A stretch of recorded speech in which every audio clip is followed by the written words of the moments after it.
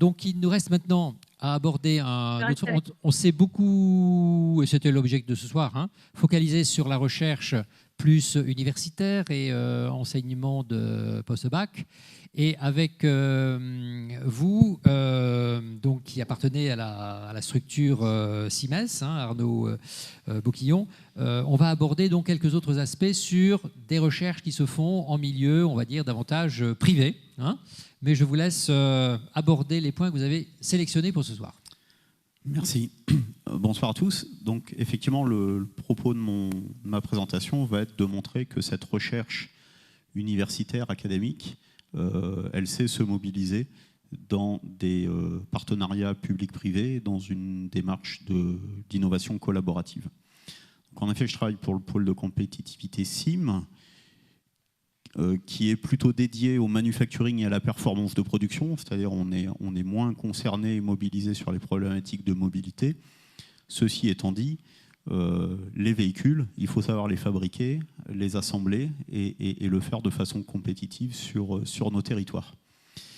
Donc nous sommes plutôt sur cette partie industrielle, et ce qui est assez amusant, comme l'a illustré tout à l'heure Michel, c'est que néanmoins dans ces usines, on a aussi besoin de mobilité, qu'on peut appeler des robots mobiles ou des robots de préhension. Et si on extrapole encore un petit peu, on a aussi besoin d'agilité, qui est une forme de mobilité elle aussi. Donc nous sommes effectivement un pôle de compétitivité de la production, du manufacturing. Nous ne sommes pas un pôle deep tech, nous ne sommes pas un pôle du digital, et nous ne sommes pas non plus un pôle marché. C'est-à-dire qu'il y a des pôles dédiés au transport et à la mobilité, ce que nous ne sommes pas. Et nous cultivons et nous entretenons notre culture d'intégrateur, c'est-à-dire nos membres, nos adhérents, sont des fabricants de biens d'équipements industriels, des fabricants d'outillage, de machines, de procédés. Ce sont aussi des ingénieristes, des acteurs qui conçoivent et développent. Donc un pôle de compétitivité, c'est, je l'ai appris ce soir, une méta-organisation aussi. On va tous se reconnaître dans la présentation qui a été faite en début de session. Donc parmi nos adhérents, effectivement, je l'ai déjà dit, il y a des industriels, mais il y a aussi des acteurs de la recherche. Il y a aussi d'autres organisations, des centres de compétences, des centres de ressources, des fédérations professionnelles, des centres techniques, etc., etc., et évidemment des établissements de formation. Donc un pôle, ça fait la promotion, ça encourage l'innovation collaborative. Donc les deux mots sont importants, innover et collaborer. Donc pour ce faire, on a besoin d'animer, fédérer, structurer nos adhérents, le territoire, dans le but d'alimenter ce qu'on appelle dans notre jargon une usine à projet, c'est-à-dire faire émerger, accompagner des projets de R&D collaboratifs dans la mesure du possible. Au-delà de cette activité de R&D, transformer l'essai en valorisant les travaux de R&D dans de l'activité business, du concret, ce qu'on appelle l'usine à produits. Et tout ce qu'on sait très bien faire à l'échelle métropolitaine, régionale ou nationale, il faut maintenant qu'on sache le faire au niveau européen aussi. Donc pour confirmer et asseoir l'identité du pôle CIM, on s'est structuré autour de thématiques. Ces thématiques, elles montrent sur quel sujet nous sommes intéressés à faire des projets, et surtout sur quelles thématiques nous savons aller chercher des compétences dans notre écosystème. Donc quand on regarde ces thématiques, derrière, il faut se dire, au travers du pôle CIM, on sait aller chercher des acteurs de la recherche, des laboratoires qui adressent ces différentes thématiques. Je ne vais pas détailler les axes et les sous-axes.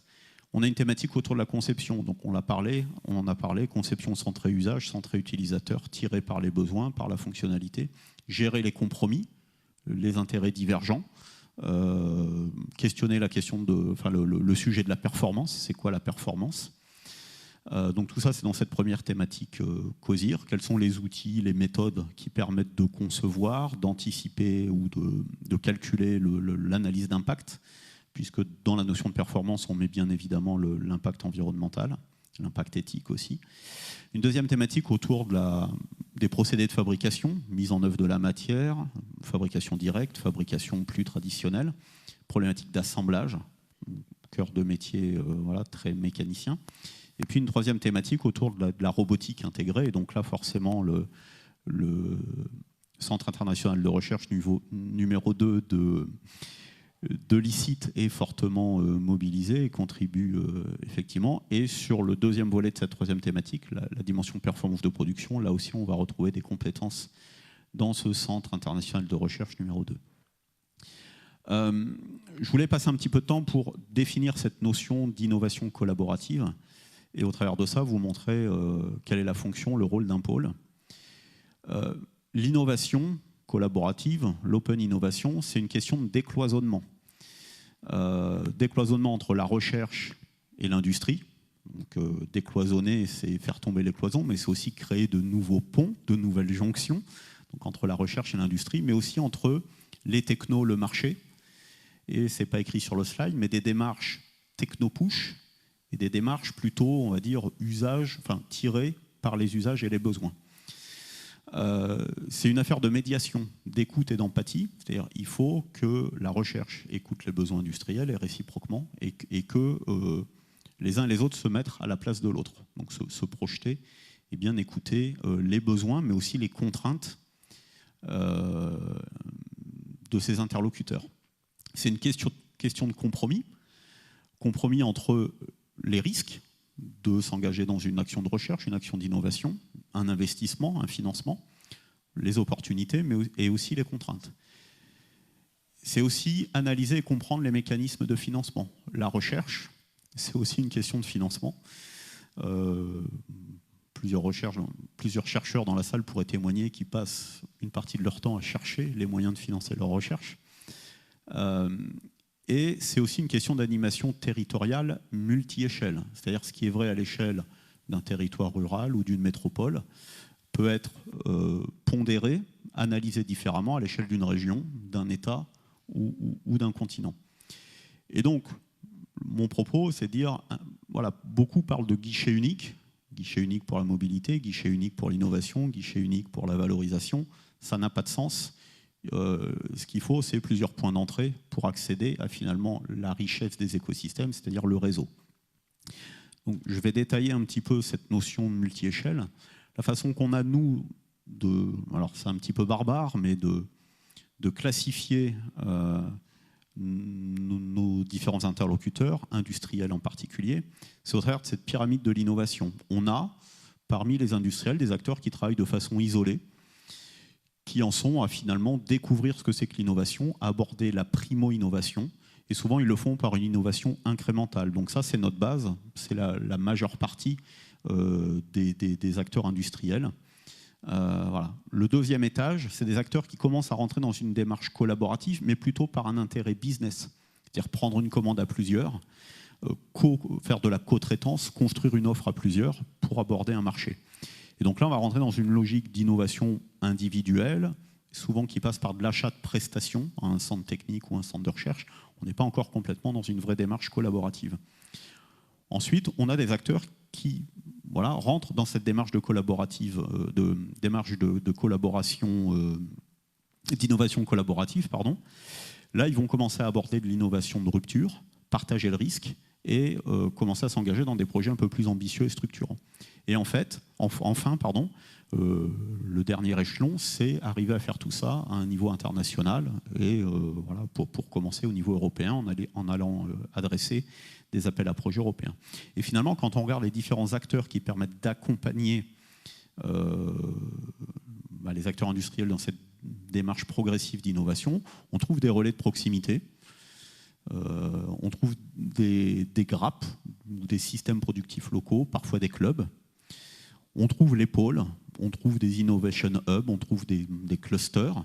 Et puis enfin, il y a une dimension dans laquelle on s'implique nous en tant que pôle, c'est l'interclustering européen, c'est-à-dire nous-mêmes se mettre dans des méta-organisations de niveau supérieur pour que nous-mêmes on soit articulés dans ces réseaux. Donc finalement, c'est pas une classification de valeurs, c'est plutôt une échelle de maturité et une démarche de progression. Ça, je le passe. très rapidement, l'idée, c'est de dire que pour faire des projets, il faut animer, il faut faire de l'idéation, il faut stimuler, il faut provoquer, il faut parfois être un peu impertinent pour susciter voilà, des idées, l'envie. Et donc ensuite, on rentre dans une démarche d'accompagnement des projets. Et pour formaliser le fait qu'on a accompagné ces projets, on labellise les projets, on réunit un comité d'experts et on labellise les projets. Je passe très vite. Quelques exemples de projets collaboratifs pour vous montrer que ça peut répondre à différentes ambitions, prendre différentes tailles en termes de budget et en termes de partenariat. Premier projet sur lequel je passe très vite, puisque Michel l'a déjà montré tout à l'heure, c'est le projet de la navette autonome. On l'a dit tout à l'heure, la navette EasyMile, elle est assemblée, fabriquée à Vichy par les automobiles Ligier. Avant que Ligier s'intéresse à ce marché, il y a eu des projets collaboratifs pour lui donner envie, lui montrer que c'était possible. Donc ça s'est fait avec les acteurs du LabEx Immobest 3, avec d'autres partenaires industriels. Et ça a permis à Ligier finalement de s'intéresser à ces questions de véhicules autonomes et puis à valider avec eux le fait que ça avait une réalité économique. Sur un volet moins transport de personnes, un projet d'innovation collaborative aussi qui met en scène, met en œuvre des solutions robotiques pour décaper, détecter les spots de rouille, décaper et repeindre les coques de navires en cale sèche. Donc là, pareil, c'est collaboratif. Un laboratoire, toujours le même, Immobest 3, un ingénieriste de la Drôme, Acri Ingénierie, et puis des end-users, parmi lesquels donc des fabricants de navires, mais qui sont aussi opérateurs de maintenance sur les navires.